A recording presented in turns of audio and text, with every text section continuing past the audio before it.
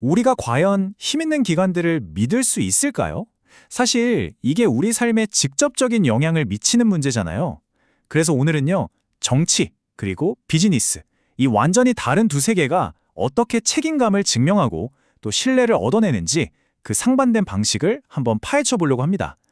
정말 하루에도 수없이 많은 정보가 쏟아지죠. 정치인의 말이 다르고 기업의 발표가 또 다릅니다.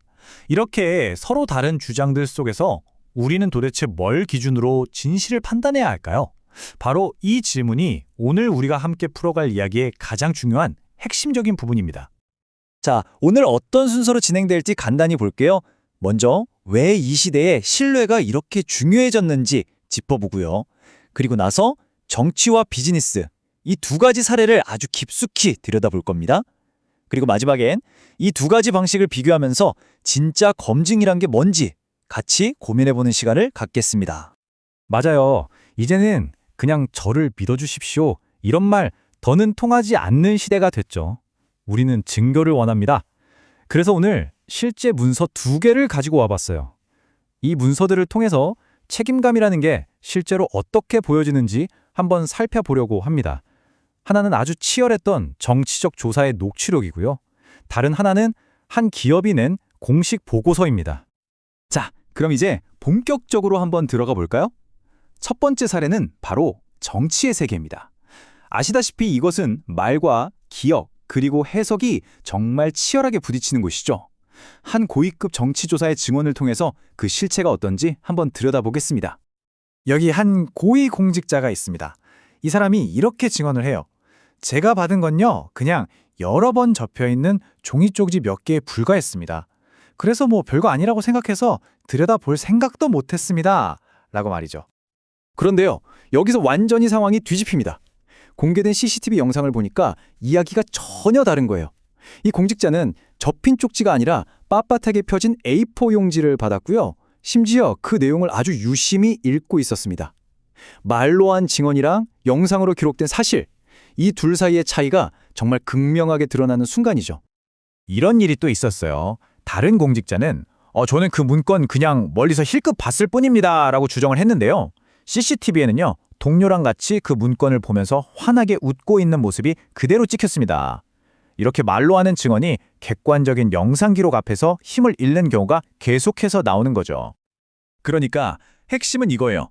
정치의 영역에서 이 책임감이라는 건요, 종종 객관적인 사실 그 자체보다는 누가 더 설득력 있는 이야기를 만들어내느냐의 싸움이 되곤 합니다. 기억과 해석을 둘러싼 공개적인 논쟁, 일종의 여론 재판 같은 형태로 나타나는 거죠.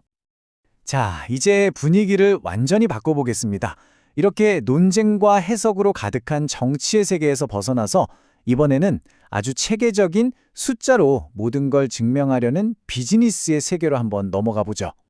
두 번째 사례는 바로 제주항공이 낸 공식 보고서입니다. 요즘 기업들은 이런 보고서를 통해서 자신들의 경영활동이 얼마나 투명하고 책임감 있는지 보여주려고 애쓰거든요. 딱 봐도 분위기가 완전히 다르죠? 이 세계에서는요, 신뢰의 기본 단위가 말이 아닙니다. 바로 검증 가능한 데이터죠.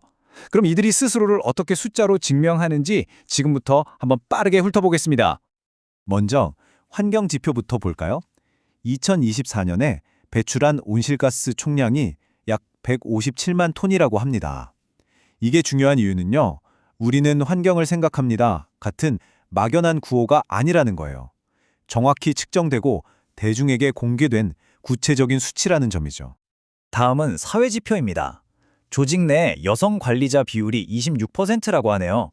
이것 역시 우리는 다양성을 존중합니다라는 말로 끝나는 게 아니라 현재 상태가 어떻고 앞으로 뭘 개선해야 할지 보여주는 명확한 기준점이 되는 수준입니다. 마지막으로 지배구조 거버넌스 쪽을 볼게요. 117개의 협력사가 이 회사의 반부패 정책에 함께하기로 서명했답니다. 이 숫자는 이 기업의 책임각이 단순히 회사 내부에서 끝나는 게 아니라 함께 일하는 비즈니스 생태계 전체로 퍼져나가고 있다는 걸 보여주는 증거가 될 수 있겠죠? 좋습니다. 숫자들 자체는 굉장히 인상적이네요. 그런데 여기서 가장 결정적인 질문이 남습니다. 그래서 이 숫자들 진짜 믿을 수 있는 거야? 이 질문에 대한 답이야말로 비즈니스 세계의 책임감 시스템에서 가장 핵심적인 부분입니다. 그 답을 찾는 첫 번째 증거는 바로 국제표준 인증입니다.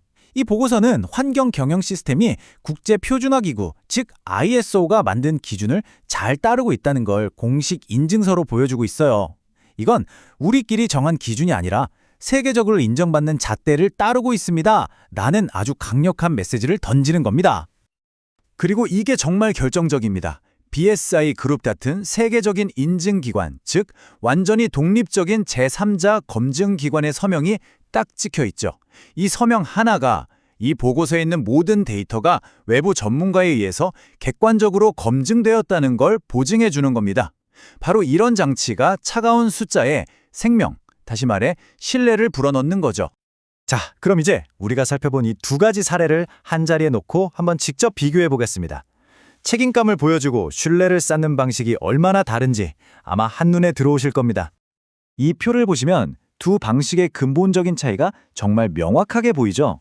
왼쪽의 정치 모델은 개인의 증언과 해석을 바탕으로 공개적인 논쟁을 통해서 검증을 받으려고 합니다. 반면에 오른쪽의 비즈니스 모델은요, 측정 가능한 데이터와 국제 표준을 기반으로 독립적인 제3자의 검증을 받습니다. 하나는 주관적인 서사에 가깝고 다른 하나는 객관적인 시스템에 가깝다고 볼 수 있겠네요. 네, 지금까지 우리는 완전히 다른 두 가지 검증 모델을 살펴봤습니다. 그렇다면 이 분석이 우리에게 말해주는 건 뭘까요? 진정한 검증이란 과연 어떤 모습이어야 할까요? 정리해보면 이렇습니다. 공개적인 여론의 감시는 정말 강력하지만 때로는 감정에 휩쓸릴 위험이 있죠. 반대로 체계적인 감사는 객관적이지만 자칫 핵심을 놓친 형식적인 절차로 끝나버릴 수도 있습니다. 어느 쪽도 완벽하다고 할 수는 없어요. 어쩌면 진정한 책임감은 이 두 시스템이 서로를 보완하고 견제할 때 비로소 완성되는 게 아닐까 싶습니다. 마지막으로 여러분께 이 질문을 던져보고 싶습니다. 앞으로 어떤 기관이 자신들의 입장을 내세울 때 우리는 더 그럴듯하고 감동적인 이야기를 찾아야 할까요? 아니면 더 정확하고 검증된 데이터를 찾아야 할까요? 물론 정답은 하나가 아닐 겁니다. 현명한 시민이자 소비자라면 감동적인 이야기 뒤에 숨겨진 데이터를 요구할 줄 알아야 하고 또 차가운 데이터 속에 담긴 진짜 의미를 읽어낼 줄도 알아야겠죠. 결국 그 균형을 잡는 건 바로 우리 각자의 몫이 아닐까 생각합니다.